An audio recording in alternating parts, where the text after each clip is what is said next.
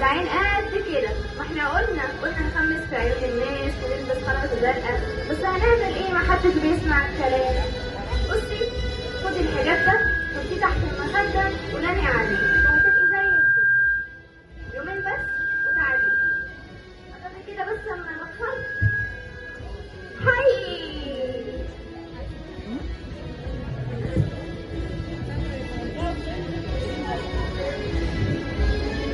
انا عملت مع ماما الحجاب اللي كنت قالت عليه، ما عملتش حاجه، يعني شايفه حاجه برضه اعمل ايه بقى؟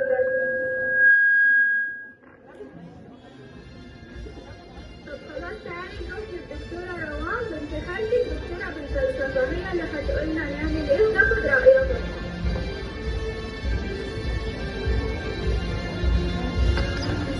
بصي يا روان، بنت خالتك بقالها فتره مش بتشوف ومش عارفه تذاكر، قوليلي اعمل ايه؟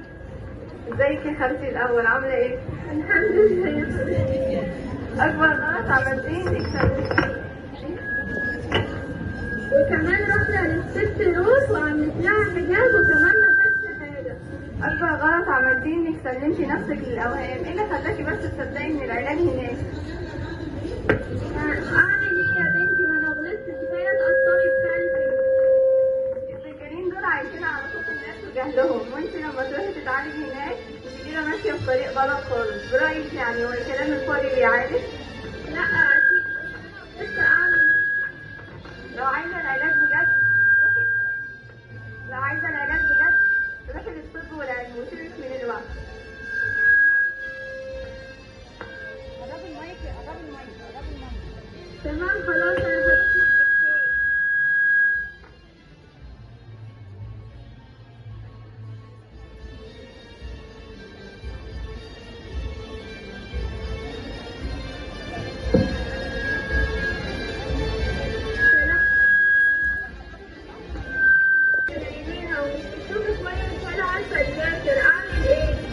عليكم السلام. هو الحالة دي عندها من قد ايه؟ شهر كده. ماشي، استني كده اكشف عليكي.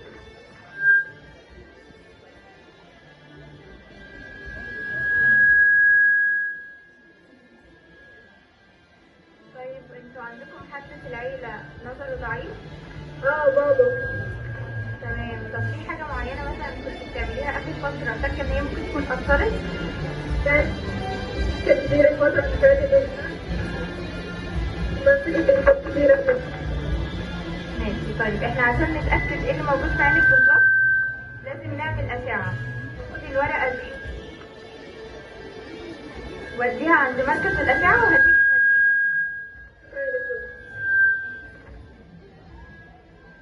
اتفضلي يا دكتورة، أهو الأشعة.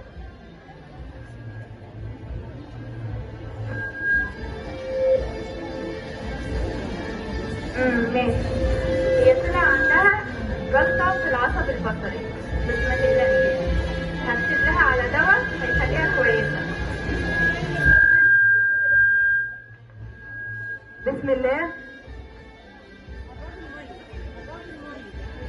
تمام، شكرا يا دكتورة. لا بصوا يا ماما، انا عملت الحجاب اللي الست دي قالت عليه. سمعت ان هي بقى بنت خالتي ورحنا للدكتورة، حطيت نشرة برضه ومش شايفة حاجة. خلاص خلصت بقى، مش عارفة اعمل ايه خلاص. طب خلاص يا بنتي،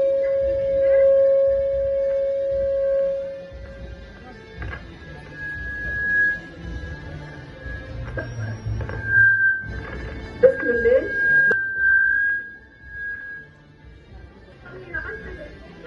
وربنا يحلها من عنده.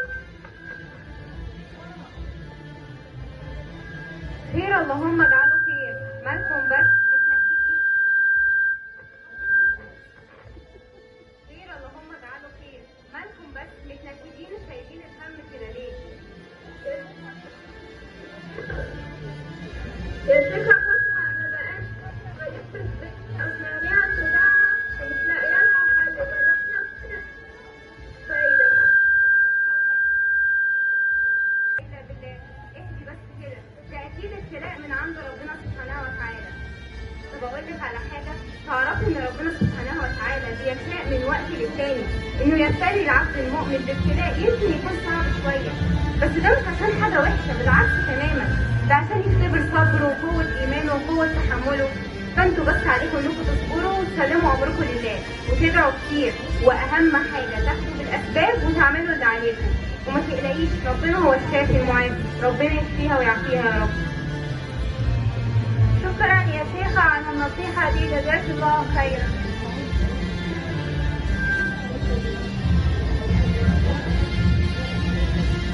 دلوقتي احنا عرضنا عليكم 4 أساليب من التفكير الإنساني، فمحتاجين 4 بنات هيقولوا لنا دلوقتي مثلا انه الاسلوب الفلسفي كان مين البنت اللي بتمثله؟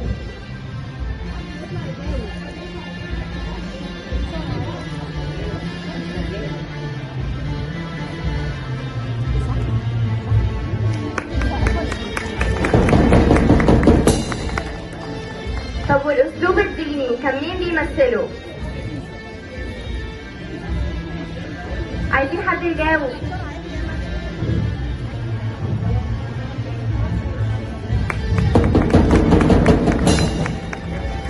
والاسلوب العلمي مين بيمثله؟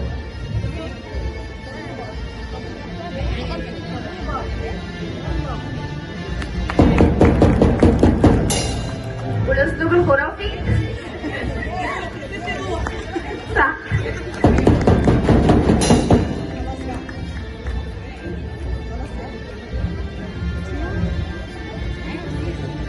ايه ده؟ انا بيه من النضاره من غيرها مش عارفه اشوف حاجه، عيني وجعاني قوي. الحقيني يا ماما انا مش شايفه حاجه. يا عيني يا بنتي، انت مالك، حسدتي ولا ايه؟ يا عيني يا بنتي، انت حسدتي ولا ايه؟ ما انت دايما بتشتري الكتاب وبتذاكري قدام اي حد، فطبيعي تبتسمي. طب تعالي نروح عند التيتا روح، هي اللي هتعرف تعالجك. الحقيني يا تيتا روح، بنتي ما بقتش تشوف، بقالها فتره عينيها بتوجعها ووجعاها، لاقيلي حل. يا لهوي عليكي يا بنتي، ده انت شكلك واخدة عين قد كده. ما احنا قلنا نخمس في عيون الناس ونلبس خرز زرقاء، بس هنعمل ايه؟ ما حدش بيسمع الكلام. بصي، خدي الحجاب ده حطيه تحت المخدة ونامي عليه وهتبقي زي الفل. يومين بس وتعالي.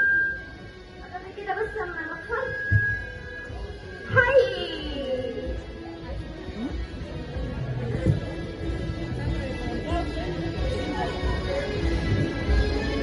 انا عملت يا ماما الحجاب اللي كنت زيادة عليه، ما عملتش حاجة، مش شايفة حاجة برضه. اعمل ايه بقى؟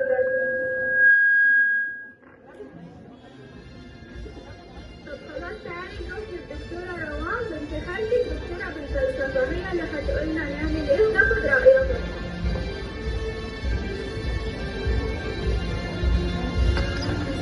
بصي يا روان، بنت خالتك بقالها فترة مش بتشوف ومش عارفة تذاكر، قوليلي اعمل ايه؟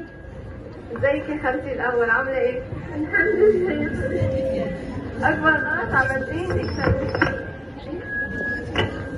وكمان رحنا للست روز وعملت لها حجاب وكمان ما خدتش حاجه. اكبر غلط عملتيه انك سلمتي نفسك للاوهام. ايه اللي خلاكي بس تصدقي ان العلاج هناك؟ اعمل ايه يا بنتي؟ ما انا غلطت، كفايه تقصري بخالتك. السكرين دول عايشين على صوت الناس وجهلهم، وانت لما تروحي تتعالجي هناك انت كده ماشيه في طريق غلط خالص. برايك يعني هو الكلام الفاضي بيعالج؟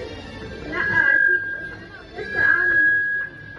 لو عايزه العلاج بجد روحي، لو عايزه العلاج بجد روحي للطب والعلم وسيبك من الوقت. قربي المايك، قربي المايك، قربي المايك. تمام خلاص انا هروح للدكتور.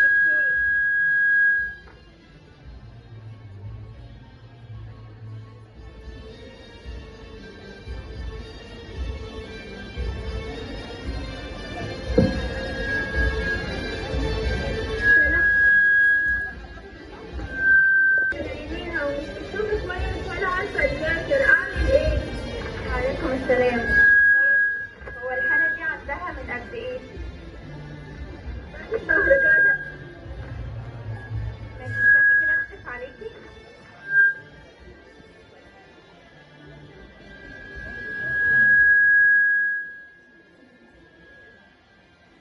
طيب انتوا عندكم حد في العيلة نظره ضعيف؟ بابا. تمام. طب في حاجة معينة مثلا كنت بتعمليها آخر فترة فاكرة إن هي ممكن تكون أثرت؟ كانت كتير الفترة اللي فاتت بس كانت كتيرة جدا. ماشي. طيب احنا عشان نتأكد ايه اللي موجود في عينك بالظبط لازم نعمل أشعة. خدي الورقة دي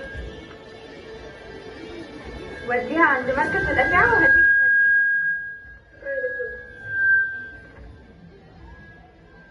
اتفضلي يا دكتورة أول أشعة.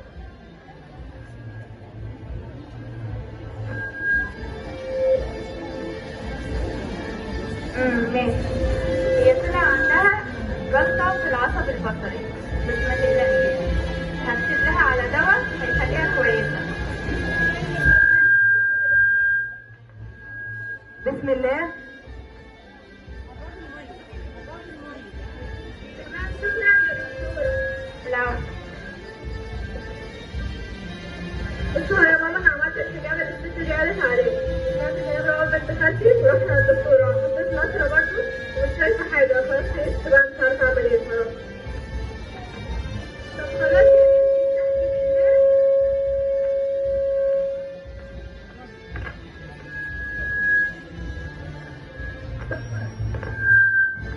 بسم الله.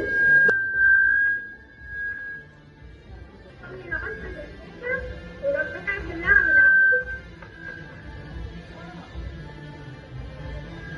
خير اللهم اجعله خير. مالكم بس متنكدين؟ خير اللهم اجعله خير. مالكم بس متنكدين وشايلين الهم كده ليه؟ يا شيخة فاطمة، أنا بقيت بجيب البنت أسمعها صداعها ومش لاقية لها حل، جربنا كل فايدة. الا بالله. اهدي بس كده، ده اكيد ابتلاء من عند ربنا سبحانه وتعالى. طب اقول لك على حاجه، تعرفي ان ربنا سبحانه وتعالى بيشاء من وقت للتاني انه يبتلي العبد المؤمن بابتلاء يمكن يكون صعب شويه، بس ده مش عشان حاجه وحشه، بالعكس تماما، ده عشان يختبر صبره وقوه ايمانه وقوه تحمله. فانتوا بس عليكم انكم تصبروا وتسلموا امركم لله وتدعوا كتير، واهم حاجه تاخدوا بالاسباب وتعملوا اللي عليكم، وما تقلقيش، ربنا هو الشافي المعافي، ربنا يشفيها ويعافيها يا رب. شكرا يا شيخة على النصيحة دي، جزاك الله خيرا.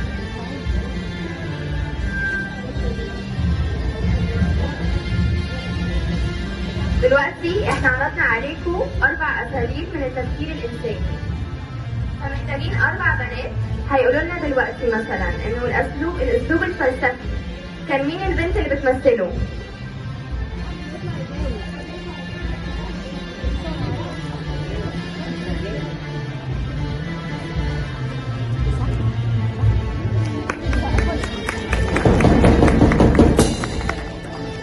طب والأسلوب الديني كان مين بيمثله؟ عايزين حد يجاوب.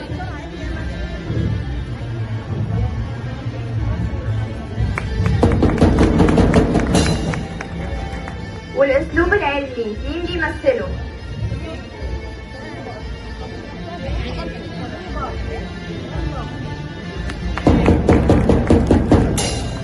والأسلوب الخرافي؟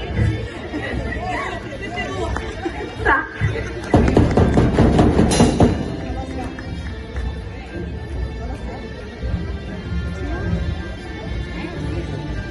ازيك يا خالتي الأول، عاملة ايه؟ الحمد لله يا حبيبتي. أكبر غلط عملتيه انك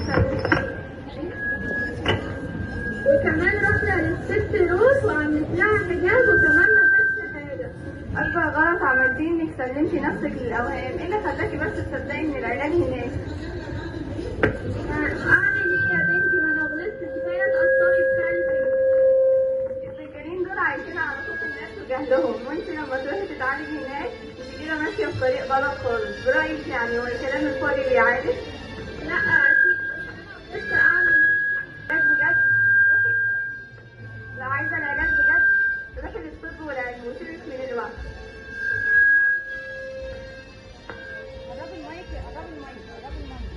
تمام خلاص أنا هروح للدكتور.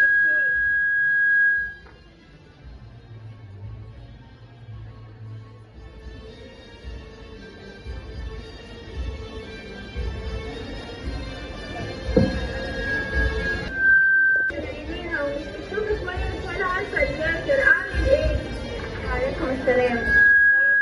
هو الحالة دي عندها من قد ايه؟ شهر كده. ماشي، استني كده اكشف عليكي.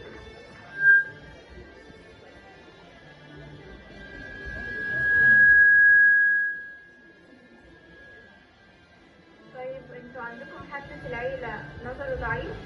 بابا. تمام. طب في حاجة معينة مثلا كنت بتعمليها آخر فترة فاكرة إن هي ممكن تكون أثرت؟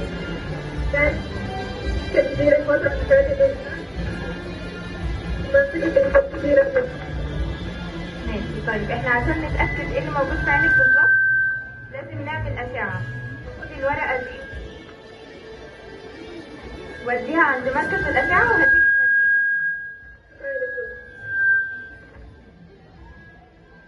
اتفضلي يا دكتورة، أول أشعة.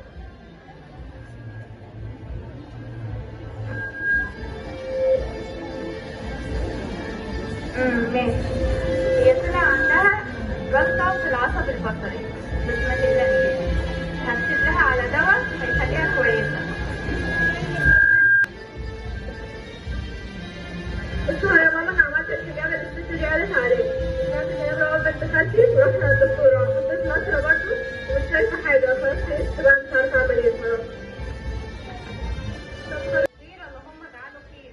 مالكم بس متنكدين وشايلين الهم كده ليه؟ بس كده، ده اكيد ابتلاء من عند ربنا سبحانه وتعالى. طب اقول لك على حاجه، تعرفي ان ربنا سبحانه وتعالى بيشاء من وقت للتاني انه يبتلي العبد المؤمن بابتلاء يمكن يكون صعب شويه، بس ده مش عشان حاجه وحشه، بالعكس تماما، ده عشان يختبر صبره وقوه ايمانه وقوه تحمله. فانتوا بس عليكم انكم تصبروا وتسلموا امركم لله وتدعوا كتير، واهم حاجه تاخدوا بالاسباب وتعملوا اللي عليكم، وما تقلقيش، ربنا هو الشافي المعافي، ربنا يشفيها ويعافيها يا رب.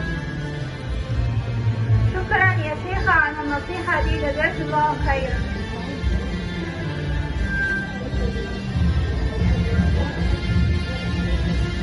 دلوقتي احنا عرضنا عليكم 4 أساليب من التفكير الإنساني، فمحتاجين 4 بنات هيقولوا لنا دلوقتي مثلا انه الاسلوب الفلسفي كان مين البنت اللي بتمثله؟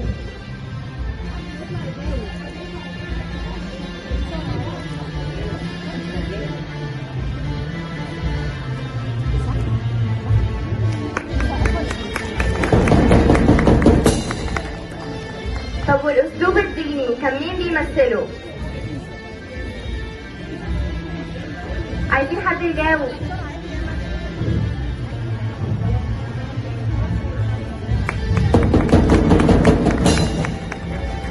والاسلوب العلمي مين بيمثله؟